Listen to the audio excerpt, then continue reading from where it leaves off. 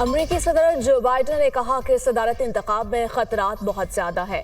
Convention में जरूर शिरकत करूंगा और अमेरिकी जमहूरियत पर बात करूंगा। हम दुश्मन नहीं, भाई और हमसाए हैं।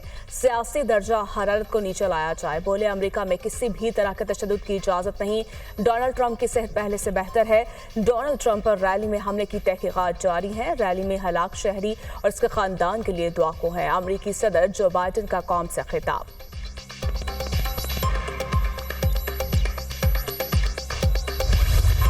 Take a look at what साबिक अमेरिकी सदर डोनाल्ड ट्रंप कातिलाना हमले में बाल बाल बचे।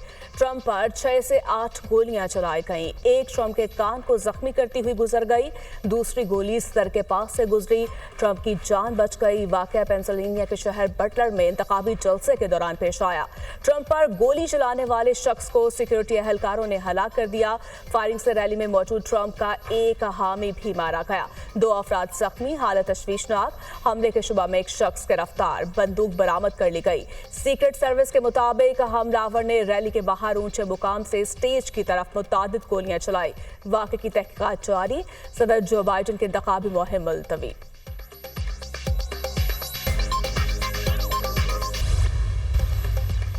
थॉमस क्रॉक्स ने 1 मिनट में 6 से 8 गोलियां फायर की। हमले में AR-15 राइफल का इस्तेमाल किया गया। जिस शख्स से फायरिंग की गई स्टेज से 400 फीट की दूरी पर थी। अमेरिकी एजेंसी FBI के तैनात स्नाइपर्स ने 1 मिनट के अंदर हमलावर को मार डाला। ट्रंप पर हमले में इस्तेमाल होने वाला असलहा हमलावर के वालिद ने खरीदा था। थॉमस के वालिद ने असलहा 6 माह कबल खरीदा था। अमेरिकी मीडिया ने जाए वक़ुआ की फिज़ाई तस्वीर जारी कर दी। डोनाल्ड ट्रंप को कत्ल करने की कोशिश की गई। हमलावर समेत 2 अफराद हलाक हुए। 20 साला हमलावर की शनाख्त मैथ्यू क्रॉक्स के नाम से हुई। हमलावर का ताल्लुक पेंसिल्वेनिया से है। वाक़े की तहकीकात जारी है। FBI हुकाम और बटलर शहर के इंतजामिया की प्रेस कॉन्फ्रेंस। मैं रिपब्लिकन्स और ट्रंप से नफरत करता हूँ। हमलावर थॉमस मैथ्यू का वीडियो पर। हमले से कबल पुलिस को हमलावर की निशानदेही किए जाने का इंकशाफ। एक हमलावर को इमारत की छत पर बंदूक लेकर चढ़ते देखा था। हमलावर रेंगता हुआ आगे बढ़ रहा था। हमलावर को देखकर पुलिस को आगाह कर दिया था। पुलिस ने हमारी बातों को मुसलसल नजरअंदाज किया।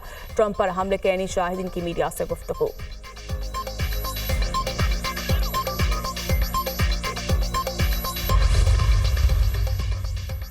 नीलम जहलम हाइड्रो पावर प्रोजेक्ट की हालिया खराबी की इब्तदाई रिपोर्ट वज़ीर-ए-आज़म को पेश कर दी गई। प्रोजेक्ट की तामीर के हवाले से जियोफिजिकल और दीगर अवामिल को नजरअंदाज किया गया। हेडरेस टनल की मुनासिब कंक्रीट लाइनिंग नहीं की गई। मंसूबे की बरवक्त थर्ड पार्टी वैलिडेशन नहीं करवाई गई। हुकाम की ब्रीफिंग। वज़ीर-ए-आज़म की खराबियों के जिम्मेदार का तयन करके सख्त कार्रवाई की हिदायत। माहिरीन ने डिज़ाइन में खराबियों की निशानदेही की है। कंक्रीट लाइनिंग भी नहीं की गई। बड़े और अहम मंसूबे में मुजरिमाना गफलत बरती गई। मंसूबे के हवाले से तफसीली जियोलॉजिकल सर्वे क्यों नहीं करवाया गया। मंसूबे की थर्ड पार्टी वैलिडेशन न करवाकर मुजरिमाना गफलत का इर्तिकाब किया गया। वज़ीर-ए-आज़म की गुफ्तगू।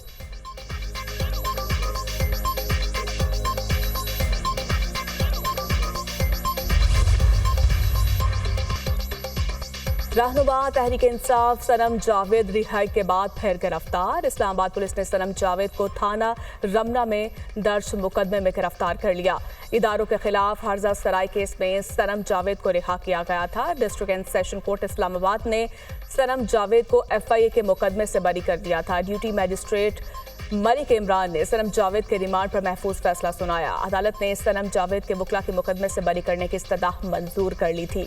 सनम जावेद को हफ्ते के रोज FIA ने गुजरावाला से जमानत मिलने पर गिरफ्तार किया था। कि सुप्रीम कोर्ट ने 3 किस्म की डायरेक्शन दी थी।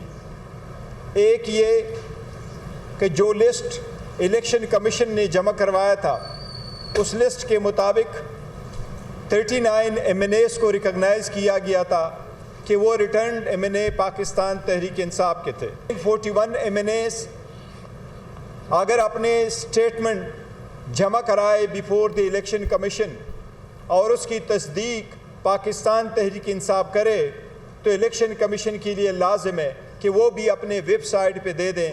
वो भी माने जाएंगे कि वो पाकिस्तान तहरीक इंसाफ के रिटर्न कैंडिडेट्स हैं। सुप्रीम कोर्ट ने 3 किस्म की डायरेक्शन दी थी। 39 एमएनएज में से 25 के बयान हल्फी इलेक्शन कमीशन में जमा करवा दिए। बाकी एमएनएज के बयान हल्फी आज जमा करवा देंगे। सुप्रीम कोर्ट के फैसले के बाद साहबजादा आमिर सुल्तान को अगवा कर लिया गया। एमएनए फयाज के भाई और उसके बेटे को उठा लिया गया है। अदलिया हमारे लोगों को उठाने का सिलसिला रोके। तहरीक इंसाफ में कोई फॉरवर्ड ब्लॉक नहीं। तहरीक इंसाफ मुत्तहिद है और रहेगी। चेयरमैन तहरीक इंसाफ बैरिस्टर गौहर अली की न्यूज कॉन्फ्रेंस। बहुत से इदारों से हमारे एमएनएस को फोन आ रहे हैं। मुस्लिम लीग की बदमाशी नहीं चलेगी। शेख वकास अकरम। सुप्रीम कोर्ट के फैसले में मुजरिमों की निशानदेही की गई। फ्रॉड इलेक्शन करवाने वालों पर आर्टिकल 6 लगाया जाए। शरीफ जरदारी उनके हवारी मुल्क को तबाही के दहाने पर ले गए। तर्जुमान पीटीआई रऊफ हसन। गरीब आवाम पर बिजली गिरा दी। घरेलू सार्फिन के लिए बिजली के बुनियादी टैरिफ में 7 रुपये 12 पैसे तक का इजाफा।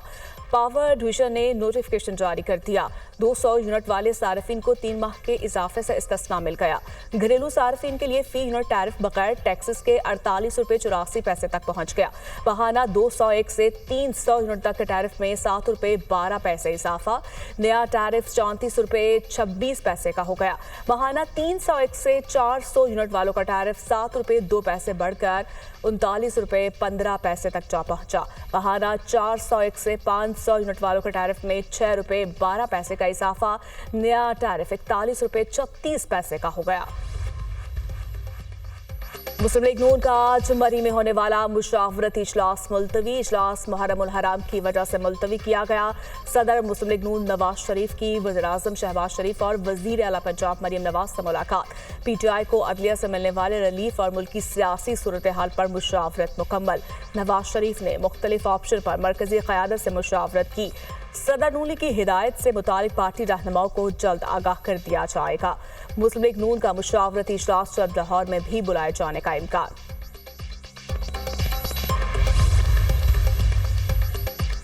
हैदराबाद में M9 मोटरवे पर लॉनीकोट के करीब मिनी ट्रक और ट्रॉला में तसादुम। हादसे में 4 अफराद जाँ बहक, 5 शदीद जख्मी हो गए।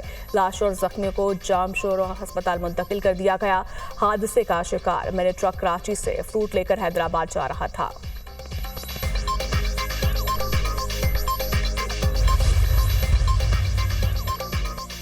हैदराबाद के 3 नौजवानों को नौकरी का झांसा देकर बर्मा में फरोख्त करने का इंकशाफ। वुरसा ने बर्मा में पाकिस्तानी सफीर को खत लिख दिया। तीनों को बाजियाब करवाने और मुल्क वापस लाने का मुतालिबा। खत में कहा काशिफ हुसैन, फराज और शेरोज खान घूमने के लिए गए। बर्मा पहुंचने पर पासपोर्ट और पैसे छीने गए और एक कंपनी के हवाले कर दिया गया। नौजवानों ने राब्ता करके बताया कि उन्हें तशद्दुद का निशाना बनाया जा रहा है। इसराइल की गजा के सेफ जोन करार दिए गए पनाहगुज़ीन कैंप पर बमबारी। दर्जनों फलस्तीनी शहीद। अक़वाम मुत्तहिदा के स्कूल पर इसराइली मिसाइल हमला। 15 फलस्तीनी शहीद, 80 जख्मी हुए। शिमाली गजा शहर में 16 जबकि जनूबी रफा में 6 फलस्तीनी इसराइली बर्बरियत का निशाना बने। इसराइली फ़िज़ाई हमलों के बाद गजा में हर 15 मिनट बाद जनाजे उठाए जा रहे हैं। 24 घंटों में मजीद 90 फलस्तीनी शहीद, 300 से ज़ायद जख्मी हो चुके हैं। शहदा की मजमूई तादाद 38,533 हो गई। 88,781 अफराद जख्मी है। यूरो कप फुटबॉल 2024 का ताज स्पेन के सर सज गया। स्पेन की टीम चौथी बार यूरो कप जीतने में कामयाब। फाइनल टाकरे में इंग्लैंड को 1 के मुकाबले में 2 गोल से शिकस्त का सामना रहा। स्पेन की जानिब से निको विलियम और माइक ने गोल किए। इंग्लैंड की तरफ से वाहिद गोल कोल पामर ने किया।